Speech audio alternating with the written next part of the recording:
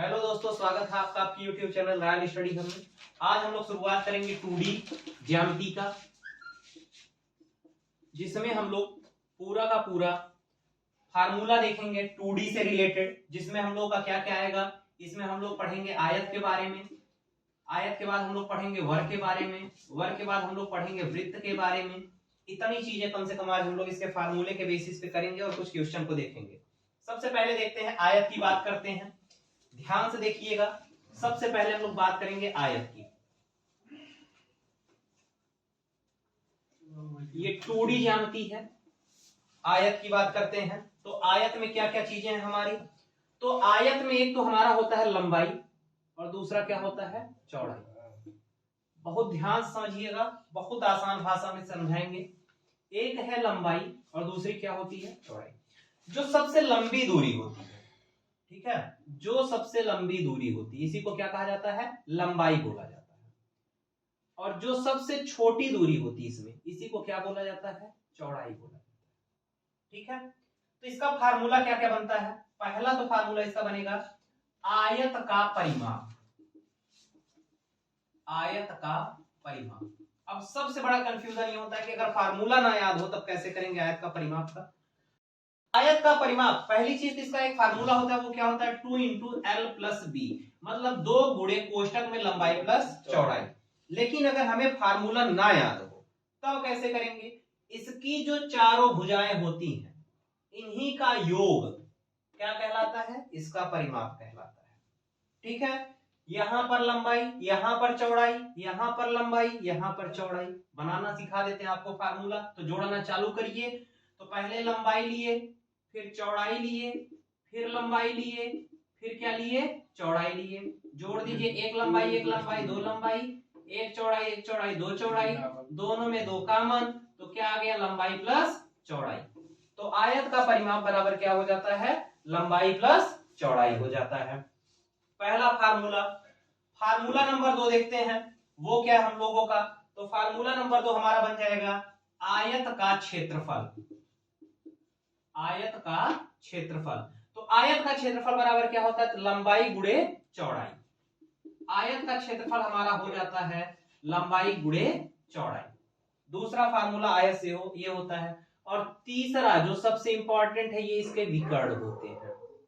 ठीक है, जैसे एक है ए बी सी डी, भुजा ए से सी से, भुजा ए को सी से जो मिलाती है, ये हमारा क्या कहलाता है, आयत का विकर्ण कहलाता है। तो आयत का विकर्ण बराबर हमारा क्या होता है, आयत का विकर्ण ये हमारा हो जाता है √ लंबाई स्क्वायर प्लस में चौड़ाई स्क्वायर। आयत का विकर्ण बराबर √ लंबाई स्क्वायर प्लस में चौड़ाई स्क्वायर। ये 3 फार्मूले आयत से हो गए।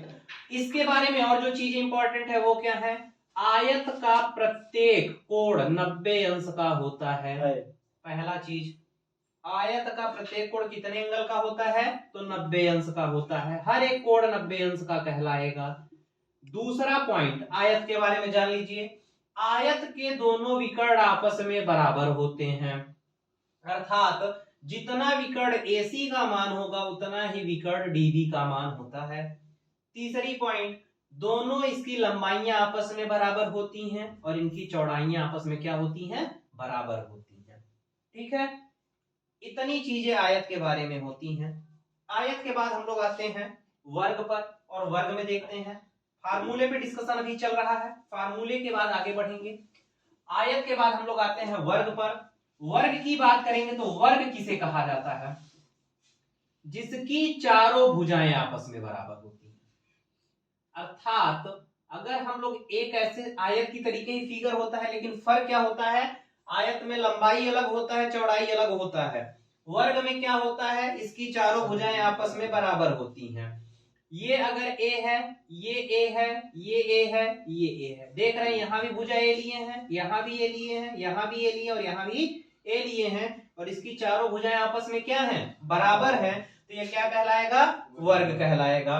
वर्ग का जो फार्मूला बनता है, क्या क्या बनता है, पहला तो वर्ग का परिमाप। सेम चीज मैं आपको बता चुका हूं, अगर परिमाप का फार्मूला तो एक तो होता है 4 गुणे भुजा, 4 × साइड, अगर वर्ग का परिमाप ना पता हो, इसके चारों भुजाओं को आप योग कर लीजिए, तो क्या क्या आएगा, a plus A plus A plus ए, 1 2 3 4, कितना आ गया, 4a।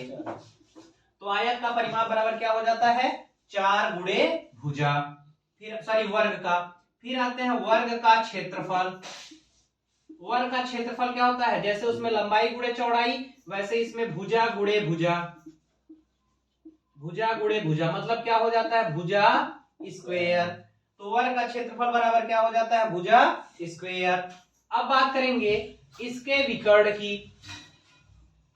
तो वर्ग का विकर्ण हमारा होता है root of a square plus a square, a square plus a square मतलब रूट ऑफ 2a स्क्वायर, या रूट ऑफ 2 इंटू ए, बाहर ए हो जाएगा, रूट 2 गुणे भुजा। ये हमारा क्या हो जाता है, वर्ग का विकर्ण हो जाता है। तीसरा पॉइंट, जो वो आयत में था सेम चीजें यहां पर कुछ चीजें बराबर होती हैं, अर्थात इनके प्रत्येक कोण कितने अंश के होते हैं, तो 90 अंश के होते हैं। वर्ग के प्रत्येक कोण कितने अंश के होते हैं, 90 अंश के होते हैं।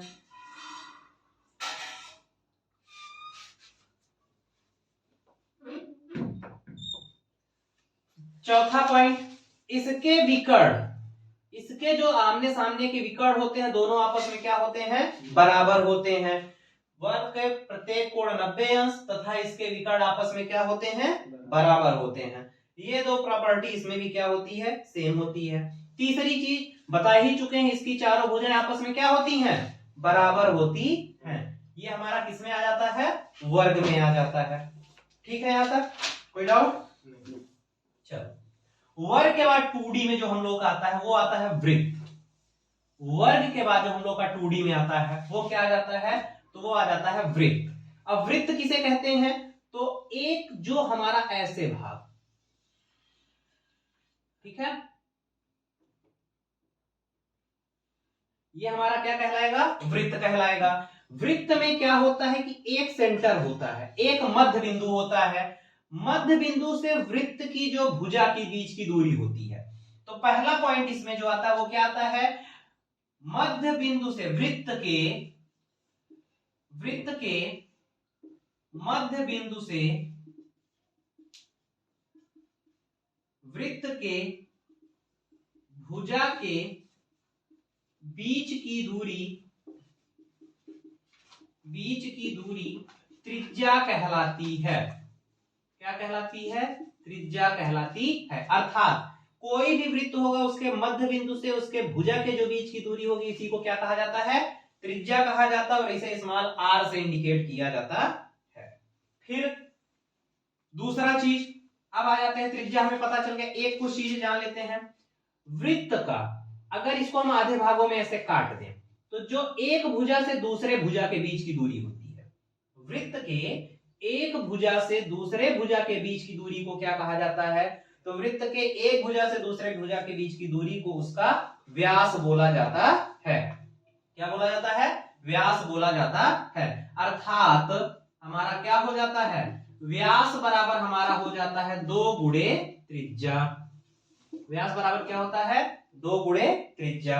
या फिर अगर हमें व्यास पता रहे त्रिज्या पता करना है, तो त्रिज्या बराबर हमारा एक फार्मूला बन जाता है व्यास बटा में 2।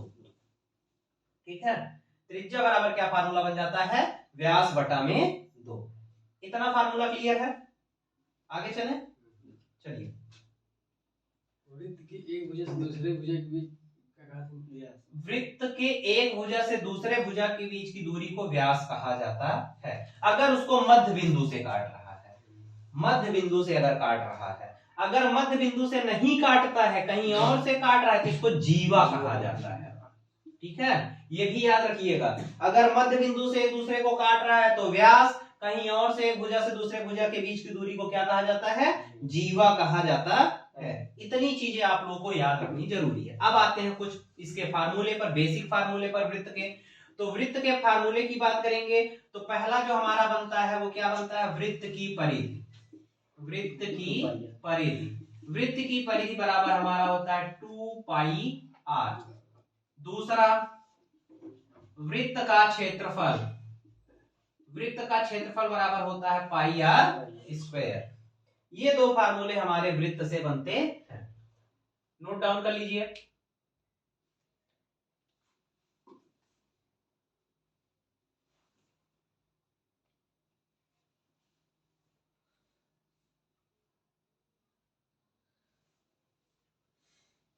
ठीक है, अब इसके बाद हम लोग चर्चा करेंगे त्रिभुज की। 2D फिगर में हम लोग किसकी चर्चा करेंगे? त्रिभुज की। चलिए देखिए, त्रिभुज, त्रिभुज किसे कहा जाता है?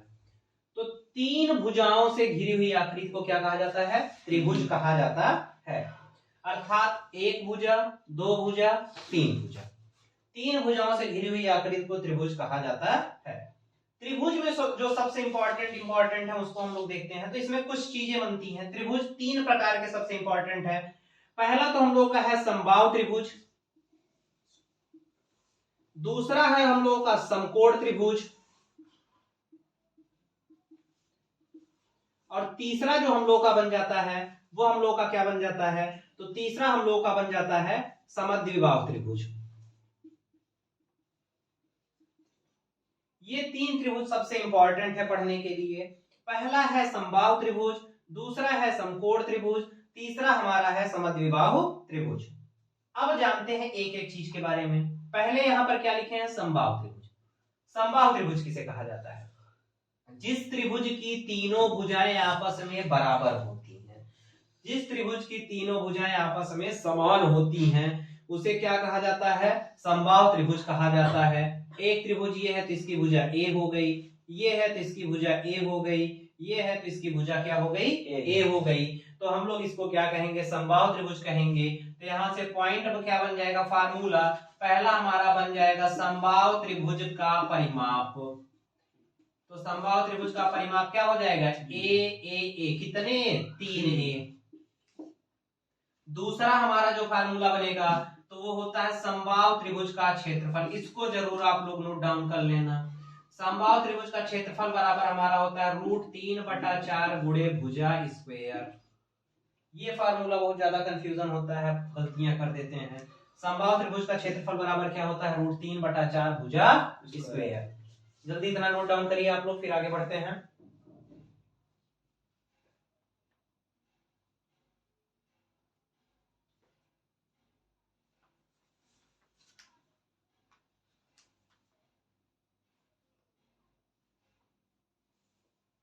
तीसरा फार्मूला लिखिए, समबाहु त्रिभुज की माध्यिका की लंबाई, समबाहु त्रिभुज की माध्यिका की लंबाई ये हमारा होता है √3a/2। ये बेसिक फार्मूले आप लोग को अभी दिखाए जा रहे हैं। अभी हायर स्टैंडर्ड के फार्मूले आगे बताए जाएंगे।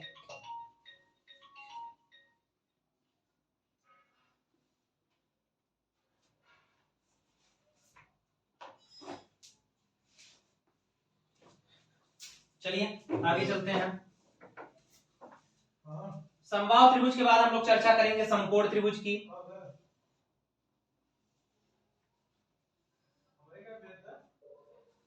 ये है ABC, ये मान लेते हैं। तो समकोण त्रिभुज की बात करेंगे। समकोण त्रिभुज में कुछ चीजें इंपॉर्टेंट हैं, वो क्या क्या है इसको देखते हैं। पहला, जो हमारा समकोण त्रिभुज होता है उसमें भुजाओं को क्या क्या कहते हैं? तो जो एक भुजा होती है, जैसे एक कोण हो गया, तो समकोण त्रिभुज किसे कहते हैं? ऐसा त्रिभुज जिसका एक कोण 90 अंश का होता है। एक कोण कितना होता है? 90 अंश होता है। इसे क्या कहा जाता है? समकोण त्रिभुज कहा जाता है। अब बात करेंगे तो यहां पर जो 90 अंश हमारा जहां पर है, अगर यहां पर देखेंगे तो ये हमारा, इसको जो भुजा है इसको हम लोग मान लेते हैं लंब, इसको मान लेते हैं कर्ण। जो सबसे बड़ी भुजा होती, सॉरी, इसको मान लेते हैं आधार, और जो सबसे बड़ी भुजा हमारी होती है इसको कहा जाता है कर्ण। तो यहां पर एक फार्मूला हमारा बनता है पाइथागोरस प्रमेय का। पाइथागोरस प्रमेय का, तो पाइथागोरस प्रमेय हमारा क्या होता है? वो कहता है कि कर्ण स्क्वायर बराबर लंब स्क्वायर प्लस में आधार स्क्वायर। पाइथागोरस प्रमेय हमारा क्या कहता है, कर्ण स्क्वायर बराबर लंब स्क्वायर प्लस में आधार स्क्वायर, या फिर हम लोग इसको ये भी बोल सकते हैं कर्ण बराबर रूट ऑफ लंब स्क्वायर प्लस में आधार स्क्वायर। पहला तो ये बन जाता है। दूसरा फार्मूला हम लोग देखेंगे तो क्या होता है, समकोण त्रिभुज का क्षेत्रफल बराबर हमारा होता है 1/2 गुणे लंब गुणे आधार। समकोण त्रिभुज में एक ये फार्मूला होता है, समकोण त्रिभुज का क्षेत्रफल बराबर 1/2 गुणे लंब गुणे आधार। इतना जल्दी नोट डाउन आप लोग करें।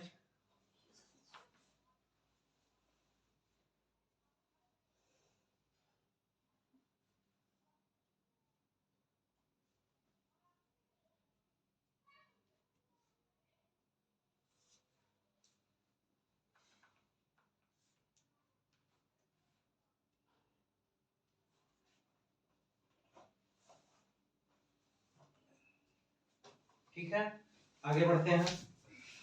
अब देखते हैं लास्ट में जो तीसरा हमारा है वो है समद्विबाहु त्रिभुज। समद्विबाहु त्रिभुज किसे कहते हैं, ऐसा त्रिभुज जिसके आमने सामने की भुजाएं आपस में बराबर होती हैं लेकिन तीसरी भुजा बराबर नहीं होती है, उसे क्या कहा जाता है, समद्विबाहु त्रिभुज कहा जाता है। जिसके आमने सामने की भुजाएं आपस में बराबर होती हैं लेकिन और भुजा बराबर, तीसरी भुजा बराबर नहीं होता, उसे क्या कहा जाता है, समद्विबाहु त्रिभुज कहा जाता है।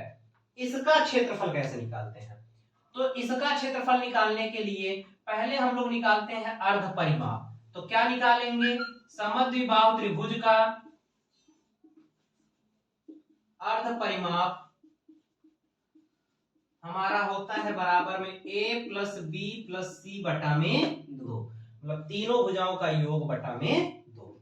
अब फिर इसका क्षेत्रफल ज्ञात करेंगे तो लिखते हैं त्रिभुज का क्षेत्रफल बराबर रूट ऑफ, इसमें हम लोग कौन सा फार्मूला लगाएंगे, इसमें हम लोग लगाते हैं हीरोन्स फार्मूला, हीरो का फार्मूला। इसको हीरो फार्मूला इसलिए बोला जाता है क्योंकि तीनों त्रिभुजों के साथ क्षेत्रफल हम लोग फाइंड आउट इसके माध्यम से कर सकते हैं। और ये जो समद्विबाहु त्रिभुज का अर्ध परिमाप होता है या त्रिभुज का अर्ध परिमाप जो होता है इसको एस से डिनोट करते हैं।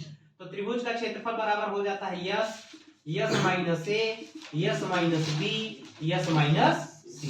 जैसे एक भुजा ये है ए, ये है बी, ये है सी, तो हो जाएगा s, s minus a, s minus b, s minus c. जहां यस क्या है, यस हमारा त्रिभुज का अर्ध परिमाप है, ए बी सी त्रिभुज की भुजाएं हैं। इतना फार्मूला 2D फिगर में हमारा सबसे इंपॉर्टेंट हो जाता है, बेसिक फार्मूला। तो इसको आप लोग नोट डाउन करें, इसके बेसिस पे जो क्वेश्चन होते हैं उसको कल बताते हैं। मिलते हैं नेक्स्ट वीडियो में, धन्यवाद।